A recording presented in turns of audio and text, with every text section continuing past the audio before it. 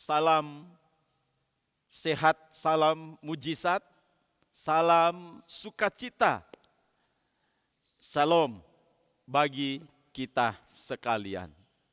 Puji Tuhan.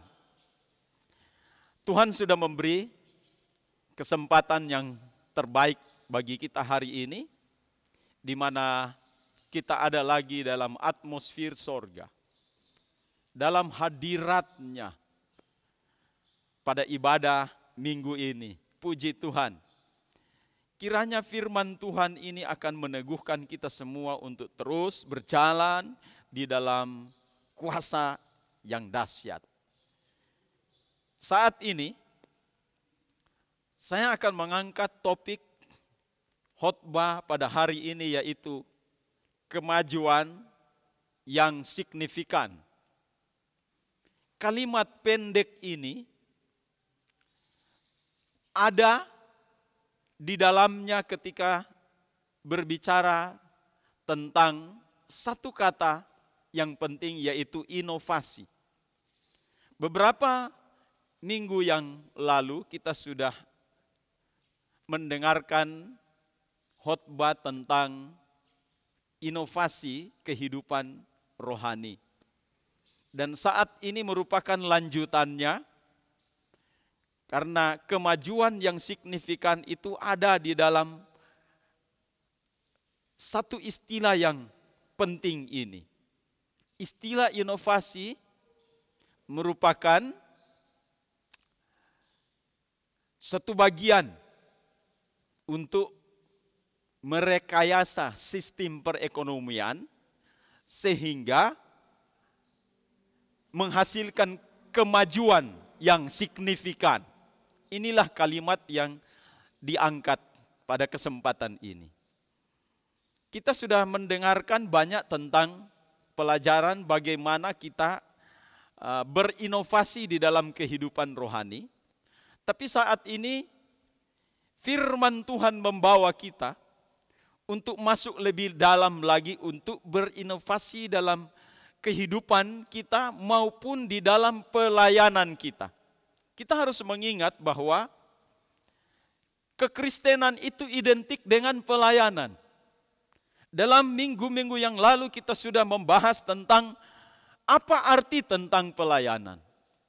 Pelayanan secara khusus bagi gereja Tuhan, bagi tubuh Kristus, mungkin itu merupakan bagian kita yang berbeda-beda. Ada yang menjadi mata, ada yang menjadi telinga, ada yang menjadi tangan, ada yang menjadi kaki, dan seluruh anggota tubuh berfungsi sebagaimana mestinya di dalam pelayanannya. Tetapi ada satu pelayanan yang umum, yang itu dikerjakan oleh setiap murid Kristus, yang tidak boleh tidak, harus kita mengerjakannya secara bersama-sama, yaitu amanat agung. Matius pasal 28 ayat 19-20. Menjadikan semua bangsa murid Kristus. Ini adalah pelayanan kita secara seragam, serentak kita melaksanakannya, pemuridan.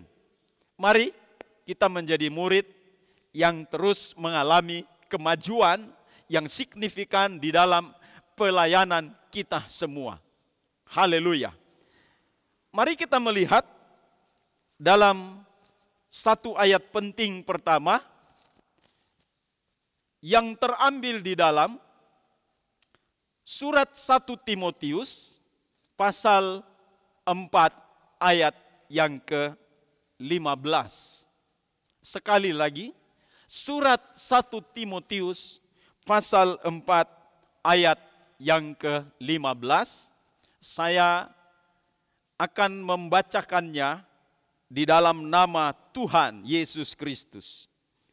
Perhatikanlah semuanya itu, hiduplah di dalamnya, supaya kemajuanmu nyata kepada semua orang. Saudara sekalian,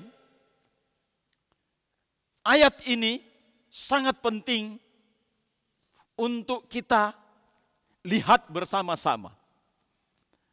Kalau dalam instruksi perintah yang pertama, kita disuruh memperhatikannya dengan 3 penggalan kalimat yang memberikan dorongan yang kuat di dalam hidup kita sebagai murid Kristus, sebagai orang Kristen sejati yang terus berjalan di dalam perjalanan kehidupan dari waktu ke waktu. Penggalan kalimat yang pertama adalah perhatikanlah semuanya itu.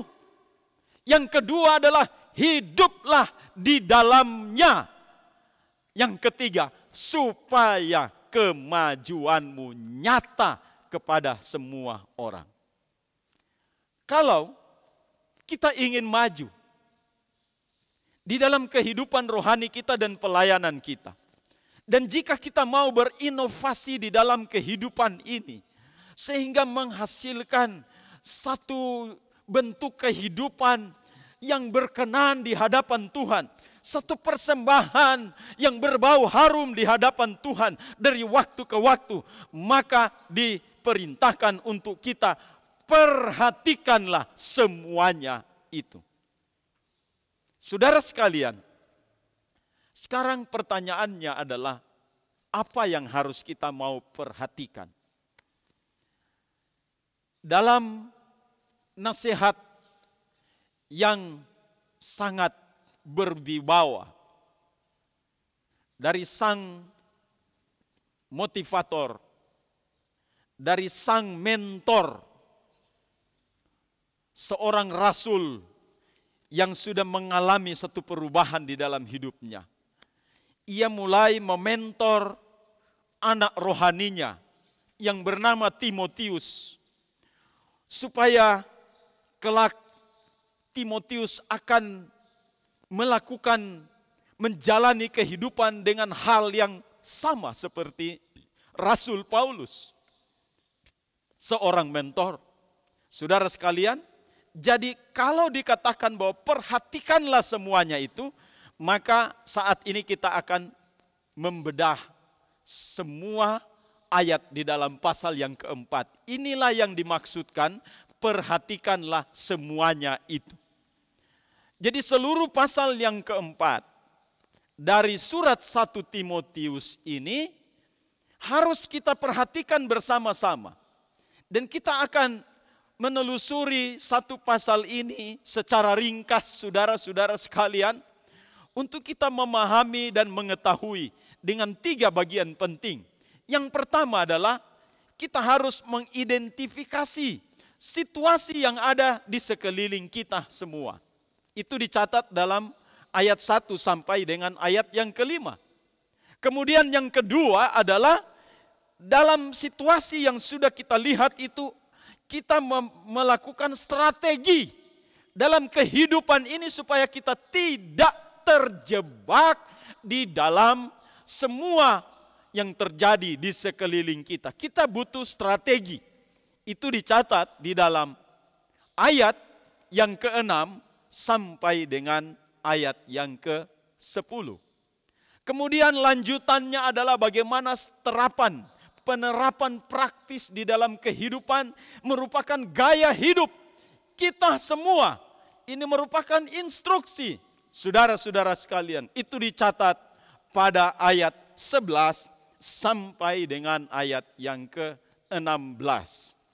Baik, mari kita melihat apa yang dicatat pada ayat 1 sampai ayat yang ke-5 mengenai situasi kita yang terjadi di sekeliling ini. Itu selalu ada. Dari waktu dan zaman berganti zaman, situasi ini selalu ada. Saya akan membacakannya satu persatu di dalam ayat ini. Bagaimana kita mengidentifikasi? Maka kita akan melihat dalam ayat 1 sampai ayat yang ke-5, kita melihat 3 hal penting dalam situasi yang kita hadapi dimanapun kita hidup. Kita ada di zaman ini, kita menghadapi 3 situasi ini. Mari kita lihat ayat yang pertama sebagai poin yang pertama, demikian bunyinya. Beritakanlah dan ajarkanlah semuanya itu, ya. Beritakanlah Ayat pertama maksud saya, pasal yang keempat, 1 Timotius pasal yang keempat. Tetapi dengan tegas, tetapi Roh dengan tegas mengatakan bahwa di waktu-waktu kemudian ada orang yang akan murtad lalu mengikuti roh penyesat dan ajaran setan-setan. Identifikasi situasi yang ada di sekeliling kita yang pertama adalah kita harus tahu bahwa setiap masa yang kita lewati, dalam setiap usia kita, kita menghadapi ada roh ya, penyesat. Kemudian ajaran setan-setan. Ada roh yang lain di sekeliling kita. Sebagai murid Kristus, kita harus memahami dan melihat hal ini. Roh yang menyesatkan. Dan kita dibawa dalam pimpinan Tuhan. Supaya kita terus melihat hal-hal yang aneh-aneh yang bertentangan dengan pola kehidupan rohani kita. Ada roh penyesat. Dan itu selalu ada di sekitar kita. Ada orang yang murtad, ya. Ada orang yang mengikuti roh-roh penyesat itu dan mengikuti ajaran setan-setan.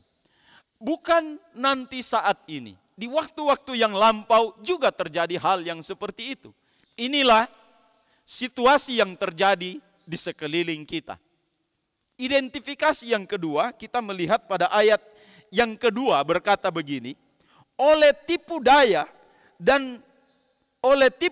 pendusta-pendusta yang hati nuraninya memakai cap mereka. Jadi kita melihat ada satu kehidupan yang kontradiksi dengan kekristenan yang ada di sekeliling kita. Dan mereka berada dalam tipu daya. Kadangkala menyeret orang-orang Kristen untuk masuk ke dalam kelompok dan golongan itu. Saudara sekalian, ini adalah merupakan upaya untuk menggagalkan kemajuan yang signifikan di dalam kehidupan setiap orang Kristen yang sejati. Kita melihat ini terjadi, saudara-saudara. Ada tipu daya. Mereka menggunakan berbagai cara untuk mengalihkan iman percaya kita pada satu pegangan kepercayaan yang bertentangan dengan firman Tuhan. Kemudian situasi yang ketiga, kita bisa melihat di dalam ayat yang ketiga sampai dengan ayat yang kelima, demikian bunyinya. Mereka itu melarang orang kawin, melarang orang makan makanan yang diciptakan Allah supaya dengan pengucapan syukur dimakan oleh orang yang percaya dan yang telah mengenal kebenaran. Karena semua yang diciptakan Allah itu baik dan suatu pun tidak ada yang haram jika diterima dengan ucapan syukur. Sebab semuanya itu dikuduskan oleh firman Allah dan oleh doa. Terjadi satu hukum Kristen yang sudah diubahkan. Dan hukum itu bertentangan dengan firman Tuhan. Kita melihat, saudara, bahwa keadaan yang terjadi di sekeliling itu, kemudian penyesatan dengan tipu daya yang akan masuk ke dalam satu kehidupan kekristenan yang sejati, dan saat berada di dalam, ia pun membuat peraturan-peraturan yang bertentangan dengan firman Tuhan. Memang kita melihat di dalam ayat ini adalah merupakan contoh-contoh yang terjadi di masa lalu. Kita mengenal bahwa Timotius adalah seorang hamba Tuhan yang diutus untuk menggembalakan jemaat di satu kota yang penuh dengan kepercayaan-kepercayaan yang bertentangan dengan kekristenan. Kita kenal Yunani di masa yang lampau. Bangsa Yunani sangat hidup dengan dunia mistik, perkawinan antara kehidupan sehari-hari dengan para dewa-dewa ya yang terkenal di masa yang lampau.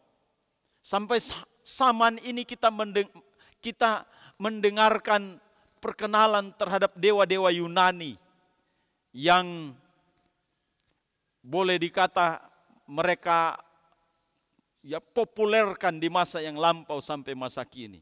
Kita kenal ada Aries, kita kenal ada Hercules dan nama dewa-dewa yang lain yang merupakan bagian dari kehidupan orang Yunani. Rupanya Timotius menggembalakan jemaat dalam situasi yang seperti ini, dan dalam perkembangan perjalanan kehidupan rohani dalam jemaat penggembalaannya, rupanya semua pengajaran-pengajaran yang bertentangan dengan firman sudah mulai masuk menyusup ke dalam dunia kekristenan sehingga mengacaukan kehidupan kekristenan sejati, saudara-saudara sekalian. Sehingga ada orang yang terperdaya olehnya dan menciptakan satu hukum yang lain. Ya memang di sini disebut ya melarang orang kawin, melarang orang makan makanan diciptakan Allah, ya supaya dengan mengucap syukur dan seterusnya. Ya ada pelarangan-pelarangan yang sudah paradoks, yang sudah bertentangan dengan hukum-hukum Alkitabiah. Saudara sekalian, mungkin apa yang sudah disampaikan tadi sudah tidak kontekstual dengan dunia masa kini. Tapi spiritnya ada. Itu yang disebut dengan sinkretisme. Sinkretisme adalah perpaduan ajaran di luar Kristen atau pandangan-pandangan di luar Kristen dimasukkan, digabungkan di dalam iman Kristen sehingga menghasilkan satu kepercayaan yang baru. Ini adalah inovasi yang tidak baik. Saudara sekalian, mereka menganggap bahwa ada satu kemajuan yang signifikan dalam menerapkannya ini, padahal sudah melanggar dari sistem kehidupan yang diterapkan oleh Alkitab. Saudara sekalian, memang dewa-dewi di masa lampau di zaman Yunani yang tersohor itu mungkin sudah tidak kelihatan di zaman ini. Tapi ingat, ada ilmu pengetahuan dan teknologi. Ada bagian-bagian yang lain yang semuanya ini akan diangkat dan dipadukan di dalam dunia kekristenan kita. Sehingga kita menjalani kekristenan itu hanya berdasarkan teknologi, mungkin itu disebut dengan Christian Science. Sudah tidak lagi percaya dengan mujizat. Sudah tidak lagi percaya dengan hal-hal yang kontradiksi dengan logika manusia.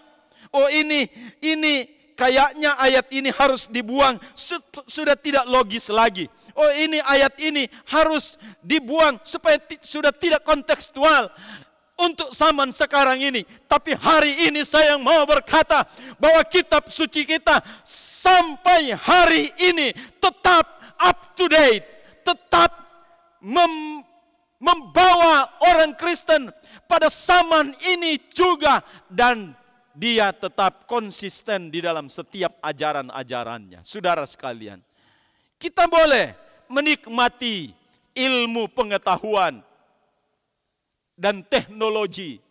Teknologi informasi, kita menggunakannya. Saudara sekalian, saat ini sementara saya berkhotbah saat ini, itu ditonton oleh banyak orang, oleh ribuan orang. Ini adalah kemajuan teknologi. Walaupun yang ada di hadapan saya ini hanya sangat sedikit sekali orang. tetapi ada saudara yang di rumah, ada saudara yang di tempat yang lain di jalan, ada saudara yang sedang menonton YouTube ini, ada saudara yang sedang menonton live streaming ini, sementara firman Tuhan disampaikan. Ini adalah kemajuan teknologi. Tetapi kita tidak boleh mendewakan teknologi. Tuhan Yesus Kristus di atas segala-galanya. Alkitab di atas segala-galanya. Mau dalam keadaan apapun juga, saudara-saudara sekalian, Alkitab di atas segala-galanya.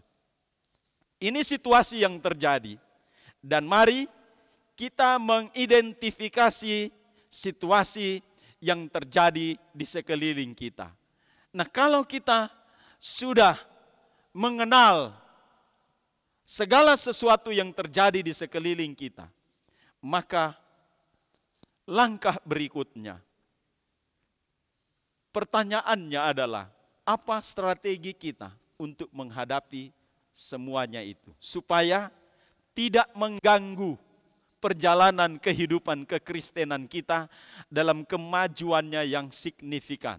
Mari kita melihat, disampaikan pada ayat yang ke-6 sampai dengan ayat yang ke-10 dengan 3 poin penting.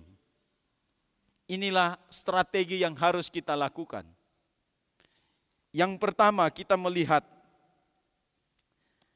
bagian yang penting ini pada ayat yang ke-6, demikian bunyinya.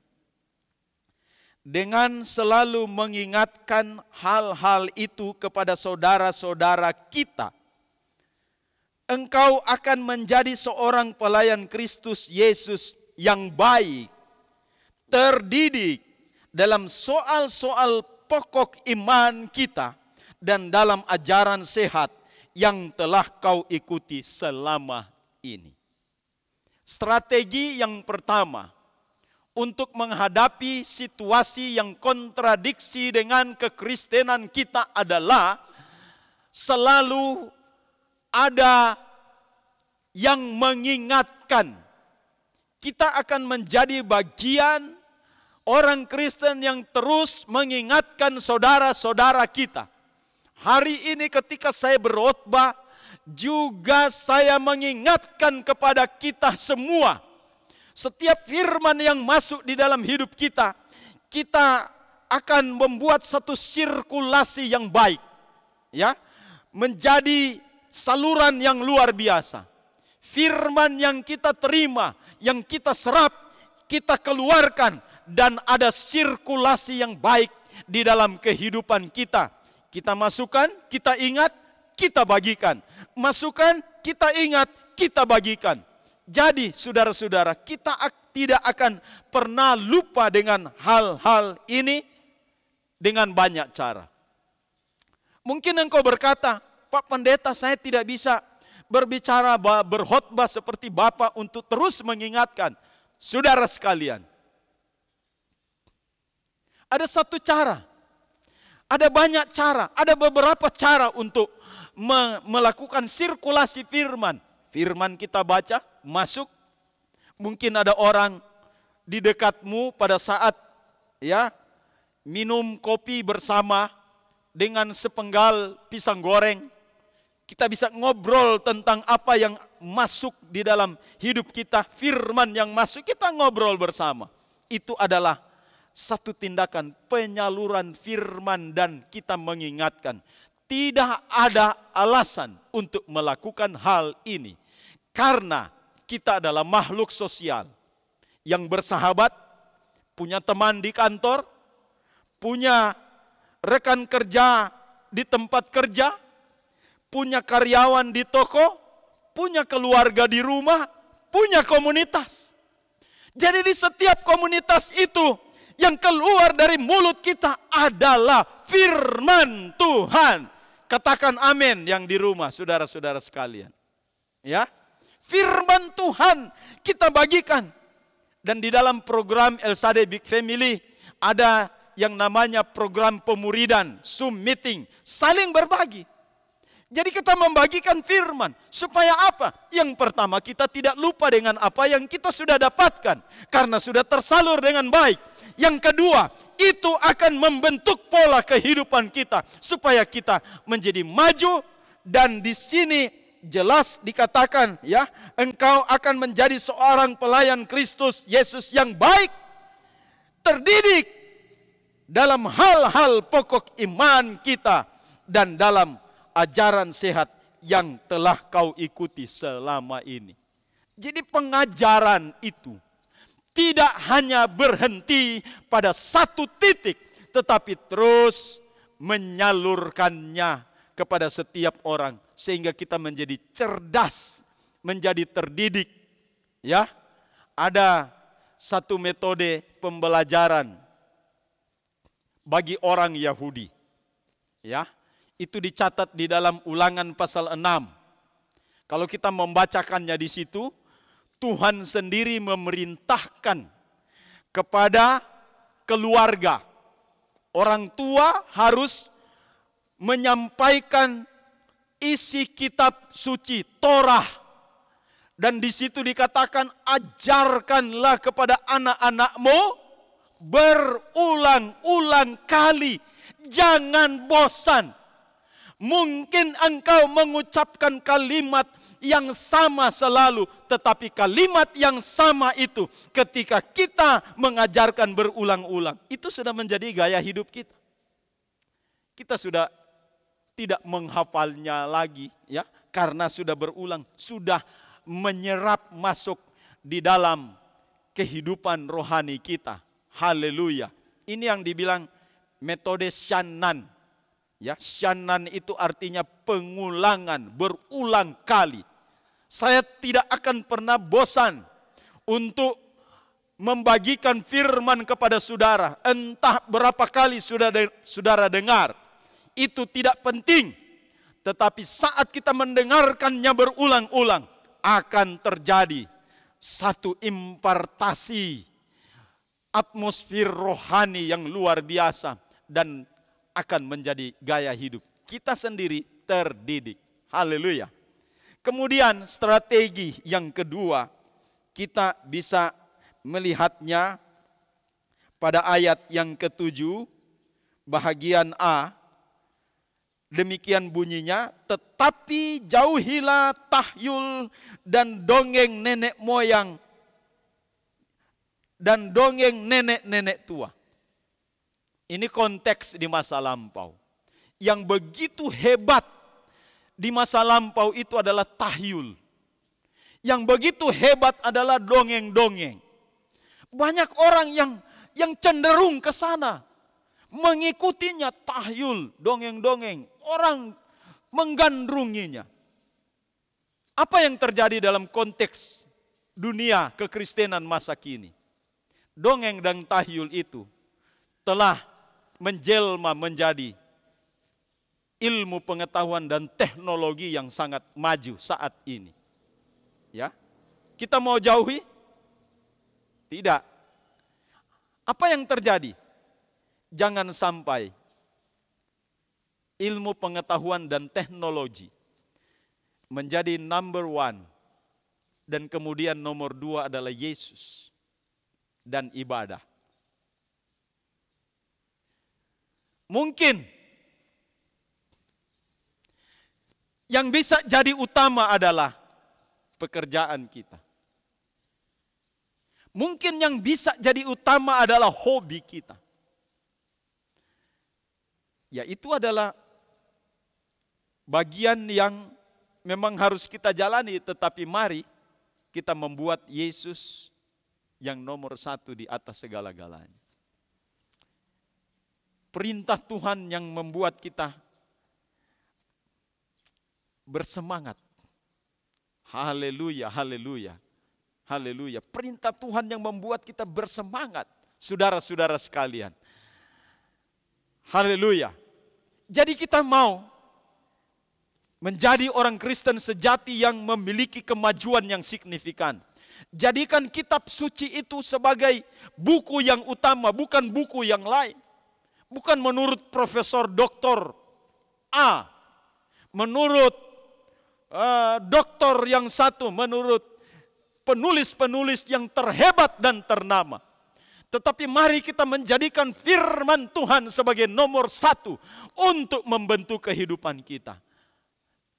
Mereka-mereka itu hanyalah merupakan pelengkap saja untuk belajar.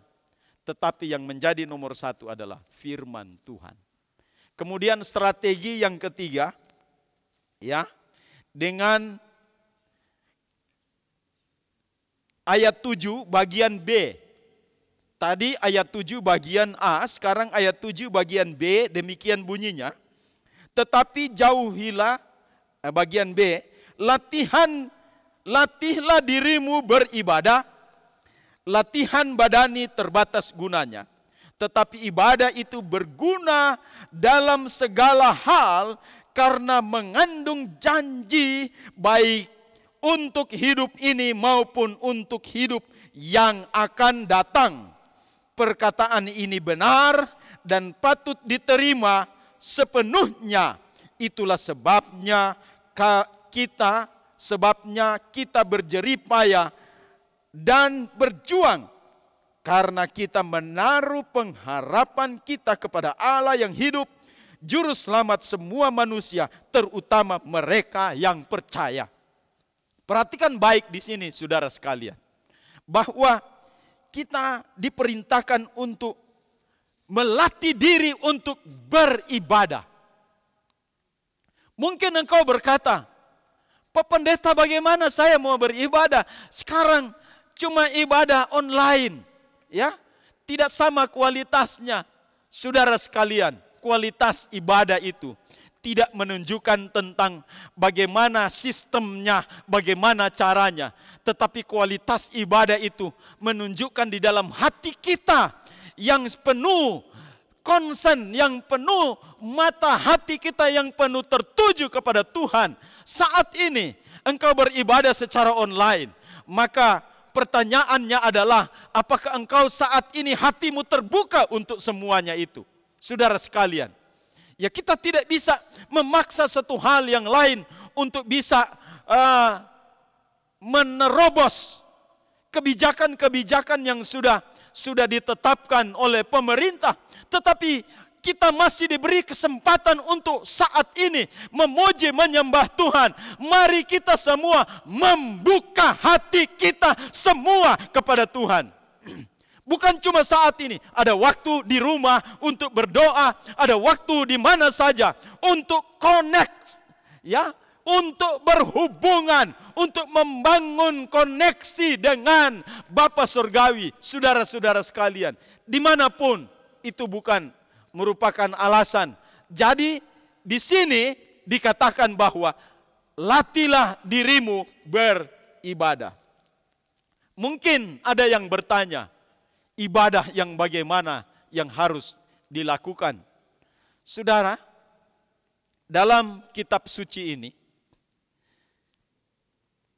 ada lebih dari 5 istilah tentang ibadah dengan pengertiannya secara kontekstual.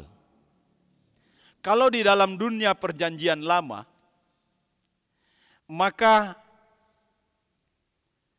kata ibadah itu dari teks aslinya avoda.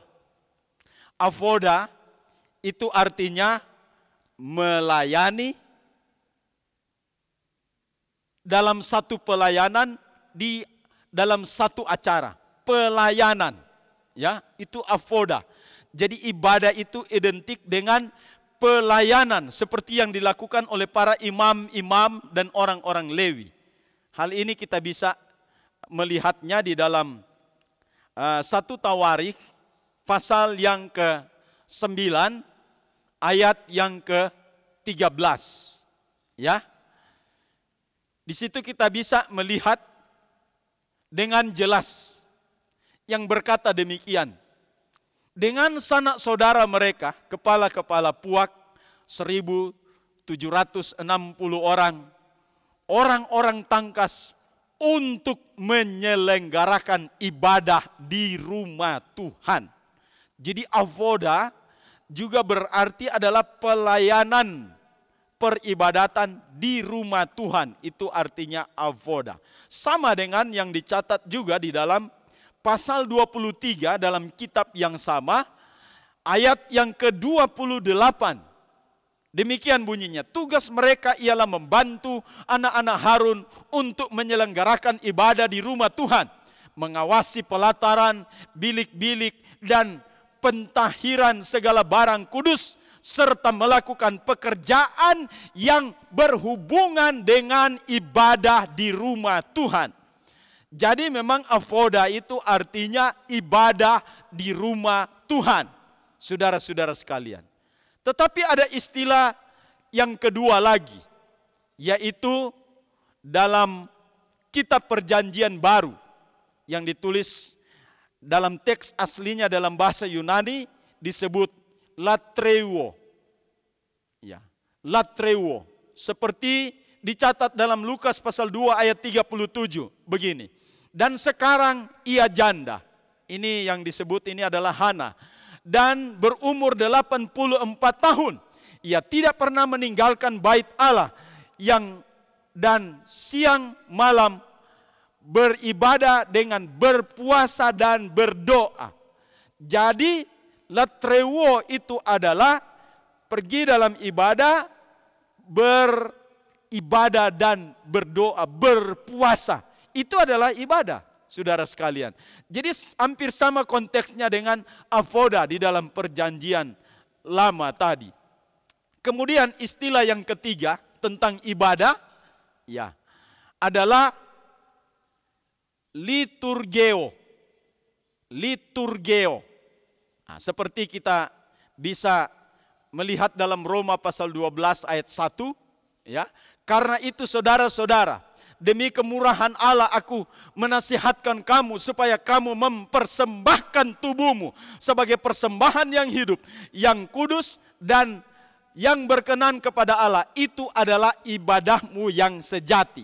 Jadi liturgeo artinya itu mempersembahkan korban. Itu juga terjadi dalam perjanjian lama, saudara sekalian. Tetapi Rasul Paulus menyampaikan pesan kepada jemaat di Roma bahwa tubuh ini yang kita persembahkan kepada Tuhan sebagai ibadah yang sejati. Nanti di waktu yang akan datang kita akan membahas secara khusus tentang kalimat-kalimat ini. Tetapi kita harus mengingat tentang bagaimana kita melatih diri beribadah. Dan kita juga harus mempersembahkan tubuh kita, ya, dalam hal beribadah sebagai persembahan ibadah yang sejati. Kemudian, saudara sekalian, ada istilah yang berikut, yaitu episunagoge. Episunagoge. Nah, kata ini terdapat di dalam Kisah pasal 13 ayat 2 berkata begini.